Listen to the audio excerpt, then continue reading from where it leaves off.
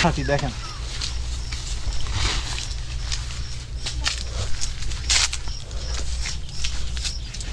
এই জন্য কেটে দিচ্ছি। অনেকে ভাবতে পারে এই লোক পাগল কিনা, অনেকে ভাবতে পারে যে এই লোক পাগল কিনা, মেহগনি গাছের ডাল টাল সব সাইডে দিচ্ছে। কিন্তু এভাবে করলে আপনাদের গাছের গ্রোথ ভালো হবে।